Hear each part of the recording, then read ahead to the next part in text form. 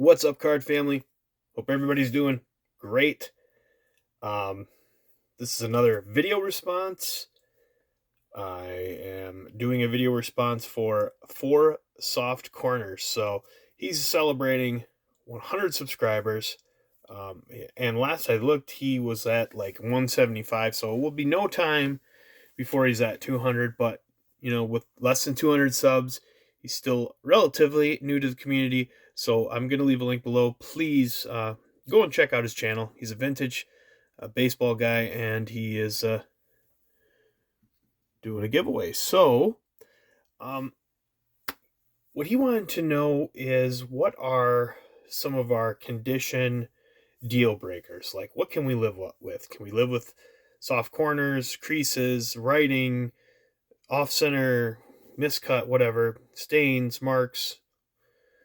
What can we live with, and what can we not live with? What do we avoid whenever possible?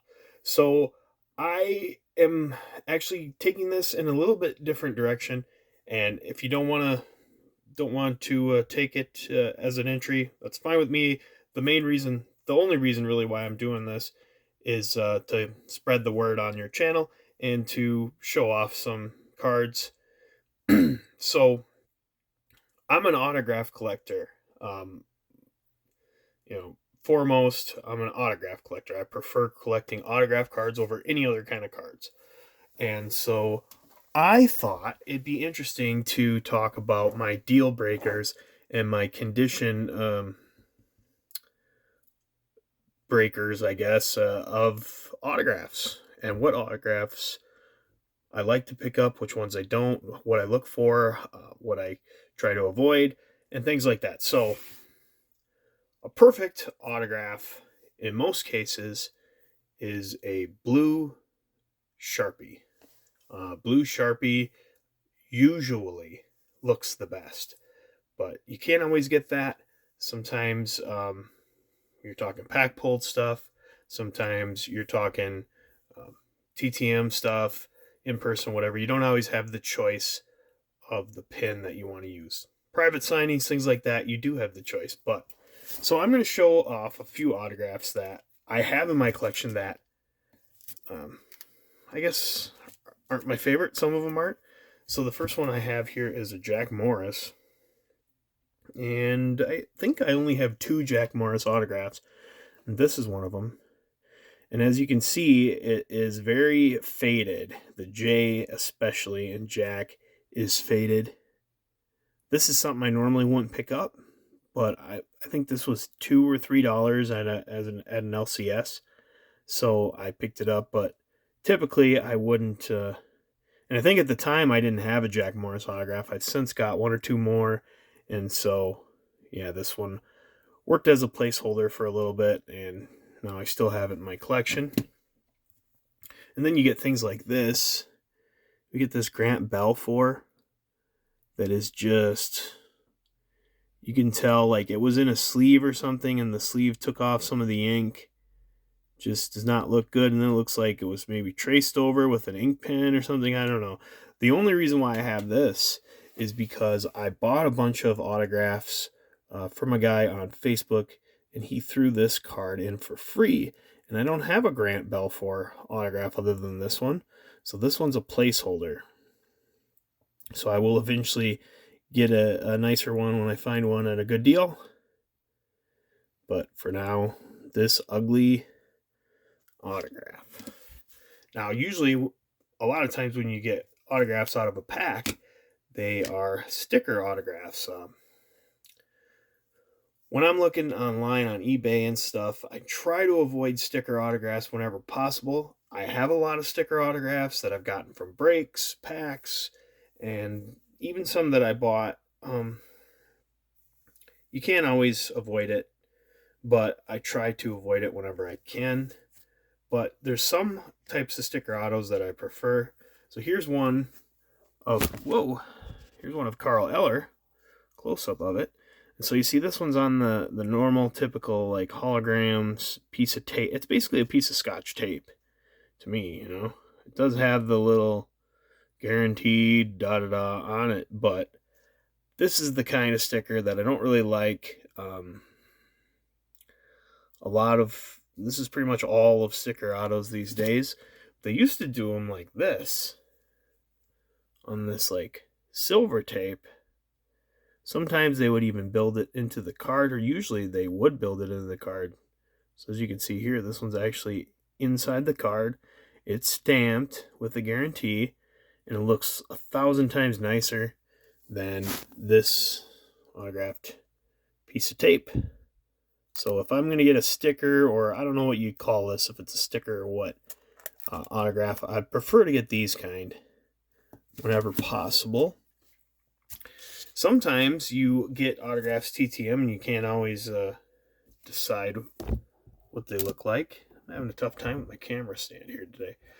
So I sent off to Juan Marichal, and he signed this one nicely, nice enough. It has HOF 83 inscription, but this card isn't very good for autographs. There's really no place for him to sign it. He could have signed it maybe up here or here, but the typical place to sign a card is across the bottom, and it's very dark and black and hard to see. So nothing wrong with the autograph in itself, but the placement, the card itself is just too dark and makes it hard to see the autograph. So we try to avoid that whenever possible, but at the time I sent him was when I was just starting TTMing, and this is the only card I had of him. I later got this one, which is also in archives, and it's much more visible. The autograph itself is actually not as good as this one. It's just way more visible and preferred because of that. All right, here's another TTM, and you'll see if you do a lot of TTMing, you'll get the marker is streaky, or it's faded, or it's thrown in a sleeve or something before it's dry. You'll get smears and stuff. So things like that, if you can avoid it, you avoid it. I don't like autographs like this, but this is a TTM. All you can be is thankful that you got a return, and that's all you can do.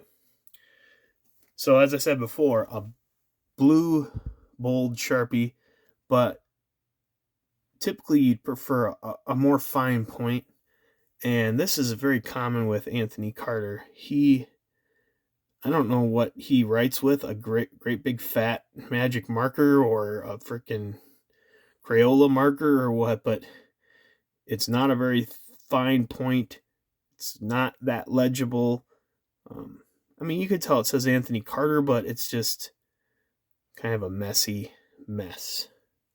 So even though a blue Sharpie is preferred, there are times when an ink pen works just as good, or if not better. As you can see, this one by Jimmy Hall is a lot nicer looking than the Anthony Carter. Ink pens, ballpoint pens don't really work well on modern cards, but they look great on vintage cards. I will say that.